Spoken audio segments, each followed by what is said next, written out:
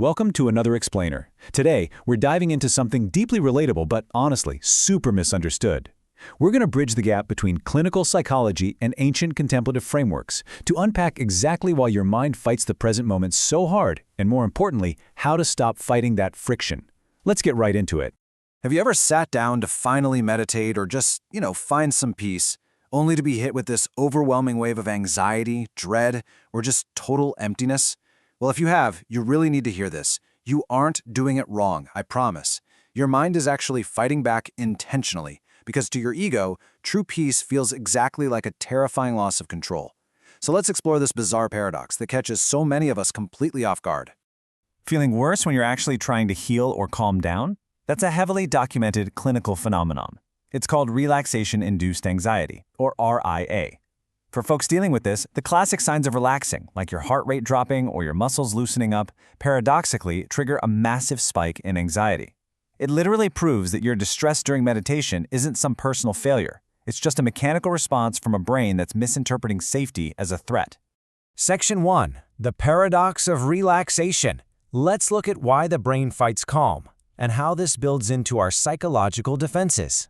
What's totally wild here is how your brain actively uses anxiety as a strategic shield to protect you from the vulnerability of peace. Back in 2011, clinical psychologist Michelle Newman developed the contrast avoidance model to explain this. The whole idea is that people with chronic worry actually use that anxiety as an emotional suit of armor. By keeping a negative baseline, always staying a little bit stressed, they avoid the devastating shock of a sudden mood drop if something bad happens. So, true relaxation, it's actively resisted because taking off that armor feels incredibly dangerous to your brain. Now, research suggests that around 15% of people with chronic anxiety experience this phenomenon intensely. But here's the catch. Anyone can be affected by it. Under the right conditions, the ego naturally resists dropping its guard. We subconsciously fear that sudden drop from a state of relaxation into intense negative emotion.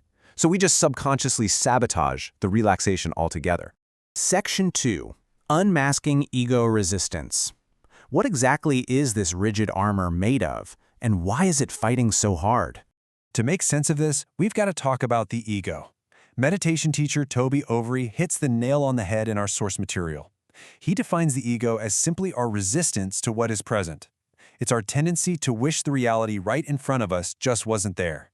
When you try to sit in stillness, your ego treats it like a war.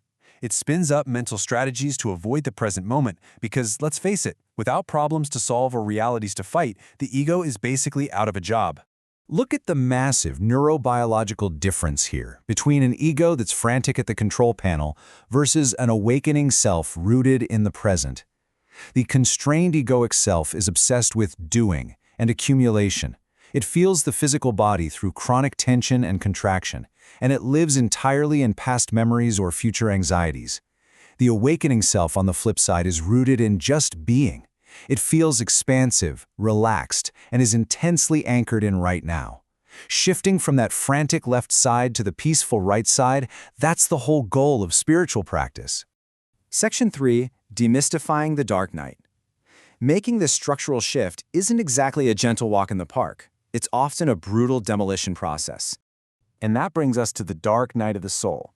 People throw this phrase around all the time today for a bad breakup or just a string of bad luck.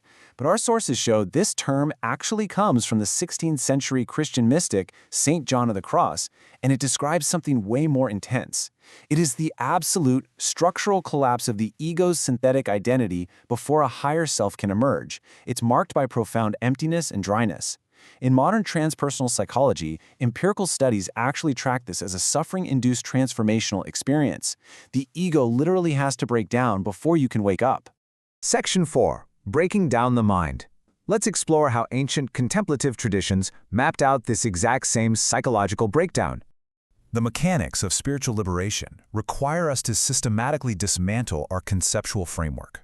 To stop the mind's autopilot resistance, you have to learn to separate raw physical sensations, which ancient texts call rupa, from the mind's frantic interpretations in stories, known as nama.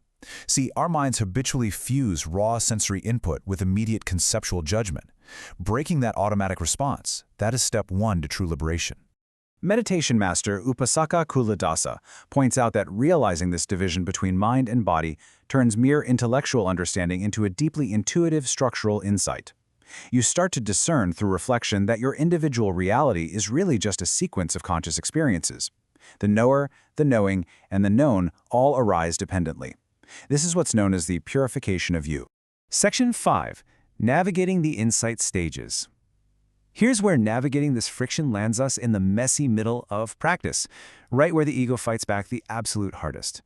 Through direct observation and meditation, you eventually realize that the knower, your sense of self, is actually just a mental illusion. There are only sensations, mental objects, and the process of knowing them. There isn't a separate person sitting behind it all. And realizing this, it triggers immense psychological friction. When your intuitive view of reality suddenly doesn't include the possibility of your ego self being real, your mind completely panics. But these 4 stages show us that those terrifying feelings of fear and emptiness aren't signs you're failing. They are highly progressive stages of insight working exactly as intended.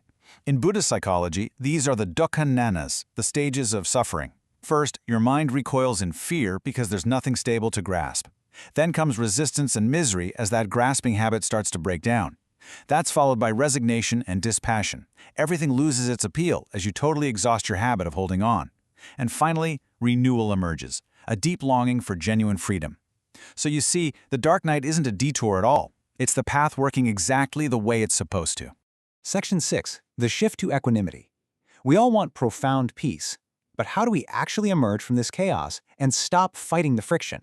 Well, before we hit that true peace, we have to talk about the massive trap of the spiritual bypass. You absolutely cannot skip straight to pure emptiness. The sources emphasize that your personal identity and childhood conditioning, they have to be mapped out and integrated first. If you try to bypass that by just claiming absolute selflessness, you're really just slapping a conceptual mask of fake enlightenment right over your unresolved wounds. You have to do the psychological groundwork. You have to integrate your identity before you can successfully let it go. But once you've navigated that friction, done the integration, and exhausted those dark night stages, something incredibly beautiful happens. You reach a stage of intense equanimity. An object appears in your consciousness, and due to the sheer strength of your equanimity, your mind finally just refuses to grasp at it. It turns away. And in the very next moment, all mental fabrication completely ceases. Your mind stops inventing its own distress and allows you to finally settle into profound, peaceful stillness. Spiritual teacher Eckhart Tolle beautifully validates this whole process in our source material. He reminds us that the dark night of the soul really is a kind of death, but the only thing dying is your egoic sense of self. It hurts, for sure, but nothing real has actually died, only an illusory identity. It's just the necessary shedding of that synthetic armor that was holding you back from true undivided presence. So, we've seen that the anxiety of relaxation, the stubborn resistance of the ego, and the darkness of the insight stages are really just the mind fighting to keep its armor on. But knowing that profound peace and equanimity are waiting right on the other side of that resistance, what psychological armor are you finally ready to drop today? Think about it. Thanks so much for joining me on this explainer, and I'll catch you next time.